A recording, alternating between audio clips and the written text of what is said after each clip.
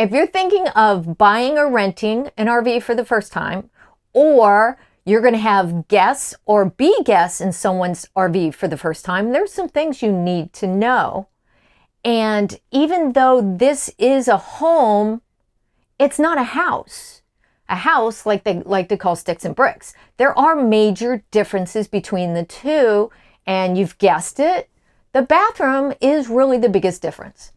And that's why we're filming this sitting on a toilet. Now in this video, we're going to talk about a couple of basic tips that a lot of people don't talk about because they figure you already know.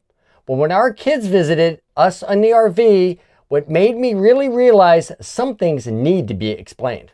Oh yes, they were clueless. Thanks for coming back. But if this is your first time, I'm Alice. And I'm Larry. And we're downsizing. Makes sense, like the penny. And we are 250-something empty nesters who went full-time in our Grand Design solitude mid-February because we wanted to live life more deliberately. On a toilet. On a toilet. Okay, let's talk about number one and number two in an RV bathroom. First of all, there is a foot pedal down at the bottom here. And what you want to make sure is you want to have as little time as possible that valve to be totally open, because when it's open, that lets air come out. So when you do number one, I say do a quick flush. So I do like a real quick flush like that. Okay, it makes it go down and hopefully it's all gone. Now for number two, obviously it's got to be a longer flush. But first, what you want to do is just gently push on the pedestal, because it doesn't open it all the way. It just fills it with some water. And then you do number two. And then you go ahead and do your big quick to get it all down. But because of the smell, and when that is opened up, that's when all that comes out, that smell. You want to go ahead and close it before you flush. I know that sounds weird, but close it before you flush. You can always open and double check to make sure everything is flush. This is RV TP, specially made for RVs, because as it says, it dissolves fast. You do not want clumps of toilet paper when you use regular toilet paper inside your black tank, clogging things up. This is a little tip. When you use your toilet paper for number one, you want to aim it more specifically than you are used to doing. And I'll explain why. You're talking about girls here, because guys don't use toilet paper for number one. Yeah, I don't know. I don't look at that. Okay, so for instance, if you drop it in the toilet and it sits on the side, it's going to take, look at how much water it takes to get it down. But if you aim it, girls, right in the center, bam, gone, quick flush. You save a bunch of water that way. Now, I just recently found out that I was doing it wrong, because Larry saw me doing it. He's like, whoa, whoa, whoa. So I'm going to let Larry clean the toilet. Right, honey bunny? Yeah, of course. After trying lots of black tank treatment options in the past, I've ended up with Happy Camper for the last few years, and it is the best one. And the main reason is some of the other treatments, the product itself just smells really bad. They either smell really chemically or they have like a super strong fragrance that I just couldn't stand. This Happy Camper has a very neutral smell. It's just a white powder that you put in your toilet after you empty your black tank. So basically what you do is you fill up your toilet bowl, and I try to get as much water in there as possible before I put in the Happy Camper. And the reason is you want the Happy Camper to be mixed with a lot of water, and you want to swirl it around before it goes into the tank. So I'll just take 2 scoops here. I'll take 2 scoops of the Happy Camper. And make sure I put it in. Don't let it hit the side of the bowl, otherwise it kind of gets stuck there. Put 2 scoops in. Then I take our toilet bowl cleaning thing, and I just flush it around. And sometimes I'll take that. This is a good time to clean the toilet while you're doing it. Try not to get any on you like I do. But this is a good time to use it to clean the toilet. And I like to really swirl it around to get that slurry mixed up. And then after it's stirred around, then I mix it into the tank. And then when I run the black tank, when I empty the black tank, I always start off with some water in the black tank, because the last thing you want is just a bunch of solids in there and not enough water. Couple of quick tips in working with the gray tank and the black tank valves.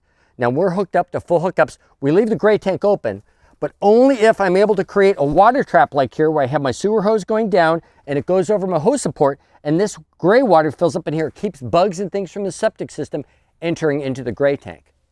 Now we keep the black tank closed all the time, and once a week we flush out the black tank. And the reason you do that, you want liquids and solids to accumulate in the black tank at the same time. If you have the black tank valve open, then solids will accumulate in a pyramid right under where they enter into the black tank. Believe it or not, a lot of RVs do not come with a toilet paper holder or towel bars. They like to put these things, maybe they look neat or something. So we bought these here, toilet paper holder, and we actually did put one over on the shower too. But we did it using like that double stick tape because most people think about it, you resell, and less holes in the walls is better. Another thing that a lot of RVs don't have are locks on the bathroom door. I have no idea why.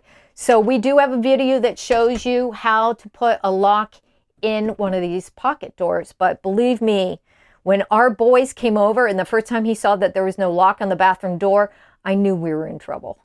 This is a very important point. Hopefully you have a fan in your bathroom. So what you want to do is every time you go in the bathroom, go ahead and put that baby on, because you never know what's going to happen. And especially if you have guests, please put the fan on. And close the door. And close the door, of course. But close the door afterwards too. Yeah, and warn everybody. No. Do not go in there. Woo! Most of our tips have to do with water usage because we are not always on full hookups. So if you're not always on full hookups, you need to conserve water. You don't want to fill up your gray tank unless you just love doing that back and forth blue boy thing like you saw in Larry's videos. So RV showers like this, you know, you crank the hot water on all the way, and then to get the right temperature, for us, we kind of like tap, tap, tap the cold. So if you're going to take a Navy shower, which basically means, you know, turn off your water, you know, then shampoo your hair and then turn it back on to rinse it out, then you have to fiddle with it and try to get the temperature right again.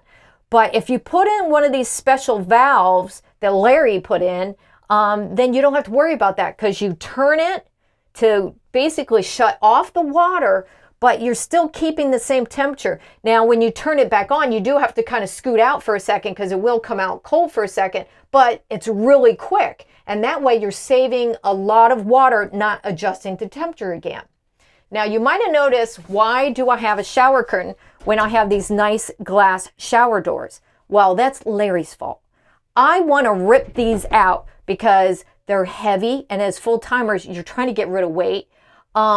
And they are so hard to clean, which again uses a lot of water. So I figure if I put in a washable shower curtain, that's at least one wall that I'm not using a bunch of water and my precious time trying to get it clean. And then with shower doors, you know how you have that gutter at the bottom that's really hard to clean? If the shower curtain blocks that, then that doesn't get it as dirty as well. And I know Larry's not going to clean it. I'm the one that's going to clean it. So I'm like, I'm putting in the shower curtain, and that's the way it's going to be. I know how to clean. A lot of the information we gave in this video is good for pretty much every RV, but some of it is very particular to our Grand Design Solitude fifth wheel and even the 2017 model. So let us know on Instagram and Facebook if there's something different in your bathroom that you want to tell us about. Now, we love getting comments on our videos, and we think this one would be a great one for people to leave comments about what are some of the issues you have when people visit you in your RV. What were some of the things that you had a hard time getting used to in the bathroom area when starting to RV? Yep. Now, if you like this kind of content, we do lots of RV DIY, campground tours, full-time RV living, stuff like that. If you're into it, please consider subscribing to our channel. It really helps us out by clicking this link right here. And we'll also leave a link to a playlist for something for you to check out next. And remember, Downsizing still makes sense.